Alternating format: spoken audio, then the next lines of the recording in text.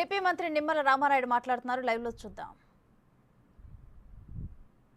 పొలం ఉంది కానీ ఆ దస్తావేజుల మీద జగన్మోహన్ రెడ్డి గారి ఫోటో, పాస్బుక్ల మీద జగన్మోహన్ రెడ్డి గారి ఫోటో, ఏదైతే ఆ సరిహద్దు రాళ్ల మీద కూడా జగన్మోహన్ రెడ్డి గారి ఫోటో.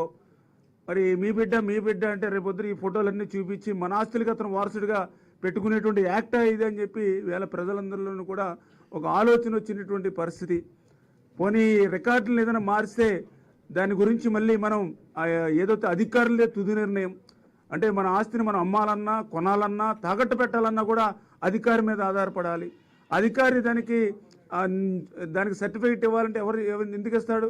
అక్కడ ఉండేటువంటి ఎమ్మెల్యే అంటే ఎవరైతే గవర్నమెంట్ ఉందో వాళ్ళు ఎట్లా చెప్తే అట్లా చేస్తారు. అంటే ఈ ప్రైవేట్ ఆస్తులు సైతం ప్రజల ఆస్తులు సైతం జగన్ దాని కుప్పిట్లో తెచ్చుకునేటువంటి ప్రయత్నంలో ఏదైతే ల్యాండ్ టైటిలింగ్ యాక్ట్ అనేది ఏదైతే తీసుకొచ్చాడో దాంతో ఈరోజు రెండవ సంతకంగా రద్దు చేయడంతో ఇవాళ ఆంధ్రప్రదేశ్ రాష్ట్ర ప్రజలందరికీ కూడా ఇది ఒక వరం అనే విషయాన్ని కూడా ఈ సందర్భంగా తెలియజేసుకుంటూ, అదేవిధంగా ఏదైతే ఈవేళ చంద్రబాబు నాయుడు గారు పెట్టినటువంటి 3వ సంతకం, ఎందుకంటే ఇది చాలా చాలా ముఖ్యమైనటువంటి నేను కూడా భావిస్తూ ఉన్నా. ఎందుకంటే ఎవరైతే ఈవేళ ఆంధ్రప్రదేశ్ రాష్ట్రంలో ఆదరణ లేక నిరాదరణకు గురవుతున్నటువంటి వృద్ధులు ఎవరైతే ఉన్నారో, వితంతులు ఎవరైతే ఉన్నారో, దివ్యాంగులు ఎవరైతే ఉన్నారో వాళ్ళన్నింటినీ కూడా ఆదుకునేటువంటి మానవత్వం ఈవేళ చంద్రబాబు నాయుడు గారు, జగన్మోహన్ రెడ్డి గారు పదే మాటలతో చెప్పేవారు, కానీ చంద్రబాబు నాయుడు గారు చేతలతో చూపించేటువంటి వ్యక్తి.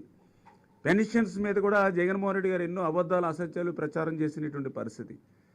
మరి అటువంటి పెన్షన్ని కూడా ఈరోజు చంద్రబాబు నాయుడు గారు అధికారంలోకి వచ్చిన తర్వాత 3వ సంతకం ద్వారా మరి ఏదైతే ఇప్పుడున్నటువంటి పింఛన్ ఎవరైతే వృద్ధులు వితంతులు ఎవరైతే ఉన్నారో వాళ్ళ పింఛన్ని 3,000 రూపాయల నుంచి 4,000 రూపాయలకి పెంపుదల చేయడం కానీ, అదేవిధంగా ఎవరైతే దివ్యాంగులు ఎవరైతే ఉన్నారో వాళ్ళ 3,000 పింఛన్ని 6,000 రూపాయలు పెంచేటువంటి విధంగా మరి ఈవేళ ఈ యొక్క 3వ ఫైలు అది కూడా ఎట్లా ఈ రోజు నుంచి కాదు, ఏదైతే పింఛన్ని 4,000 రూపాయలు 6,000 రూపాయలు చేస్తామని ఏదైతే ఏప్రిల్ నెలలో ప్రజలకు ఏదైతే మాట ఇచ్చామో ఆ ఏప్రిల్ నెల నుంచే మళ్ళీ దీన్ని అమలులోకి తీసుకొచ్చేటువంటి విధంగా, అంటే ఏప్రిల్ మే జూన్ అంటే 3 నెలలకి పెంచిన 3,000 రూపాయలు, అంటే ఏప్రిల్ 1000 మే 1000 జూన్ 1000 అంటే 3,000 రూపాయలు ప్లస్ పెంచినటువంటి 4,000 రూపాయలు అంటే 7,000 రూపాయలు